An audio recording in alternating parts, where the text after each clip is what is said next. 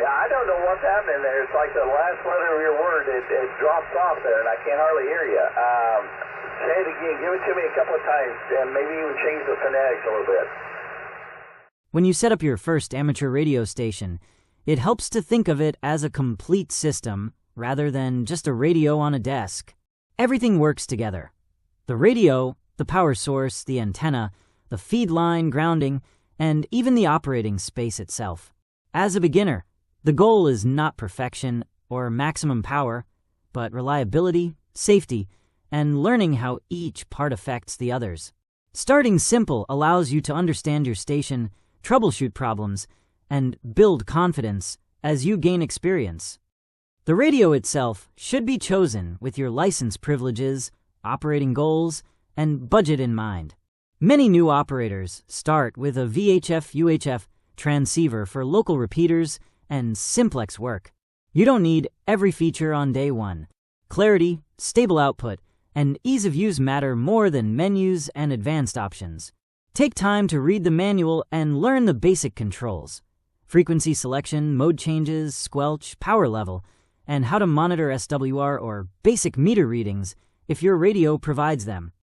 Power is a critical and often underestimated part of a station. Most modern amateur radios are designed for 13.8-volt DC power, even if they plug into the wall through a power supply. A quality, well-regulated power supply with enough current capacity for your radio is essential. Undersized or poorly filtered supplies can cause voltage drops, distortion, or unwanted noise in your receiver.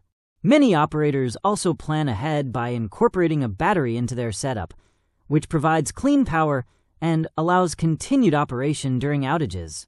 Learning proper fusing, polarity, and safe wiring practices early will prevent damage and frustration later. The antenna is arguably the most important component of your station. A modest radio with a good antenna will outperform a powerful radio with a poor one.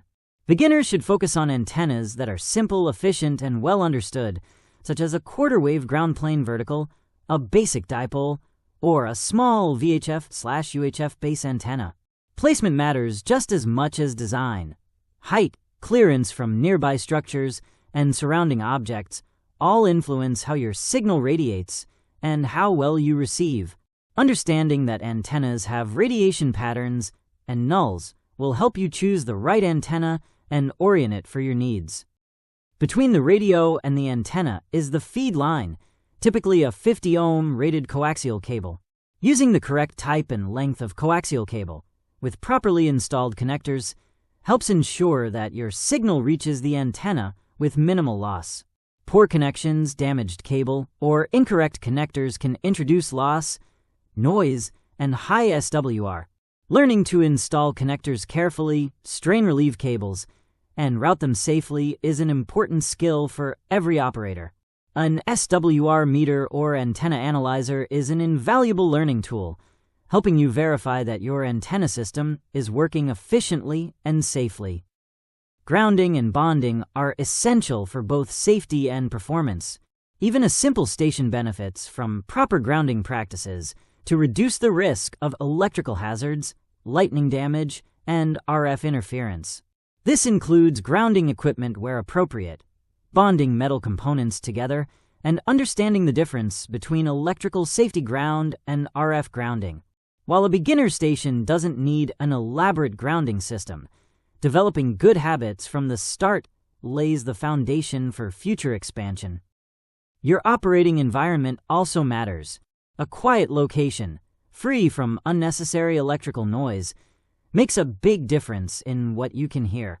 Keeping power supplies, computers, and other electronics organized and properly grounded can reduce interference. Ergonomics are important too. Arrange your radio, microphone, and controls so they are comfortable and easy to use. A clean, organized station encourages good operating habits and makes troubleshooting easier when problems arise. Ventilation and heat management are critical. Amateur radios and power supplies generate heat during normal operation, especially when transmitting at higher power levels or during long transmissions. If heat cannot escape, internal components can overheat, leading to thermal shutdowns distorted audio, shorten component life, or permanent damage. Equipment should never be enclosed tightly or stacked without airflow. Leave space around vents and cooling fans. Avoid placing radios directly on soft surfaces that block airflow, and be mindful of ambient room temperature. A cool, dry room with steady airflow is ideal, and in some cases a small external fan can help move warm air away from equipment. Cold environments can be just as damaging as excessive heat. Extremely low temperatures can cause displays to become sluggish or unreadable, lubricants in knobs and switches to stiffen, and solder joints or plastic components to become brittle.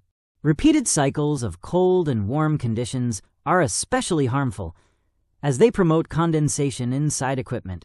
If a station is located in a garage, shed, or unheated room, it's important to allow equipment to gradually warm up before use and to avoid powering it on immediately after a large temperature change. Moisture is one of the biggest enemies of radio equipment. High humidity, condensation, and water intrusion can corrode connectors, circuit boards, and internal contacts, leading to intermittent operation or complete failure. Moisture problems are common in basements, garages, and outdoor enclosures. Equipment should always be kept above floor level, away from known leaks, and protected from direct exposure to rain or damp air. Using sealed connectors outdoors, proper drip loops on coaxial cables, and weatherproofing techniques at antenna feed points helps prevent moisture from traveling into the station through the feed line. In humid environments, a dehumidifier can dramatically improve equipment longevity. Dust and dirt may seem harmless, but over time they can clog ventilation openings, coat circuit boards, and trap heat inside equipment. Dust can also absorb moisture, accelerating corrosion and creating conductive paths that cause noise or short circuits. Stations located in workshops, garages, or near open windows are especially vulnerable. Regular cleaning with compressed air, keeping equipment covered when not in use, and maintaining a generally clean operating area can prevent dust buildup and overheating. Another often overlooked factor is vibration and physical stress. Equipment placed on unstable surfaces, near heavy machinery, or in areas with frequent movement can suffer from loosened connectors, cracked solder joints, or damaged cables. Radios should be placed on sturdy shelves or desks, with cables routed so they are not pulled, kinked, or stepped on. Strain relief on power and coaxial cables reduces stress on connectors and internal components. Electrical noise and interference from nearby devices can also affect equipment health and performance. Power supplies, computers, LED lighting, and household appliances can introduce noise into both the power lines and the air. While this may not directly damage equipment, it can make operation frustrating and lead to unnecessary adjustments or overdriving the radio. Proper grounding, quality power supplies, and thoughtful station layout help reduce these issues. Now, let's talk about the radio system itself.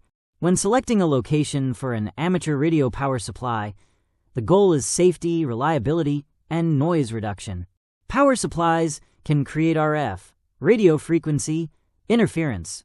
It should be located away from the radio and near a dedicated wall outlet or high-quality power strip, never overloaded and positioned where airflow isn't blocked, since power supplies generate heat. The power supply should be positioned where the on-off switch, meters, and indicators are easy to see and reach without stretching or moving equipment, allowing you to quickly shut it down if needed.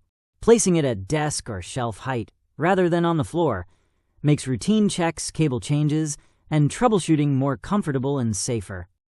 The VHF UHF radio system shown illustrates a simple and effective station layout designed for reliable local and regional communication. A regulated DC power supply provides clean, stable power to the radio, ensuring consistent performance and minimizing electrical noise. The radio itself serves as the control center, where frequencies are selected and signals are transmitted and received. A coaxial cable carries the radio frequency signal to the antenna from the radio. The antenna is positioned to efficiently radiate and receive signals in the VHF and UHF bands. This straightforward setup highlights the basic signal flow: power into the radio, RF out through the coaxial cable, and energy radiated by the antenna, making it an ideal configuration for repeaters, simplex contacts, and everyday amateur radio operation. The HF radio system pictured shows a complete signal path designed for long-distance amateur radio communication.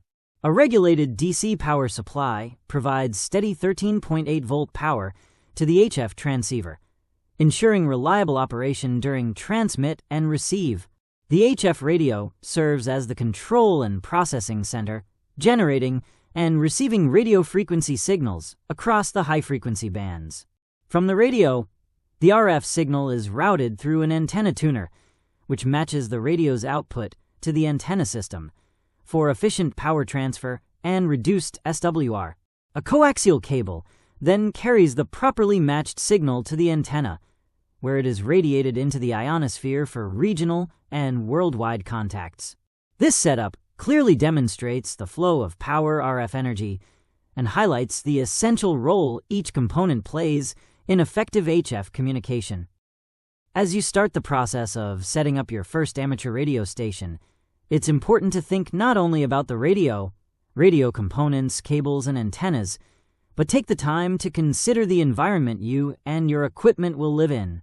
Radios and power supplies are electronic devices, and like all electronics, they are sensitive to heat, cold, moisture, dust, and airflow.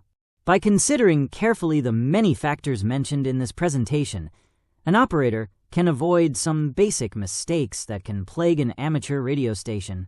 And by considering the needs of the station and its equipment, an operator protects their investment and creates a station that is reliable and fun to use.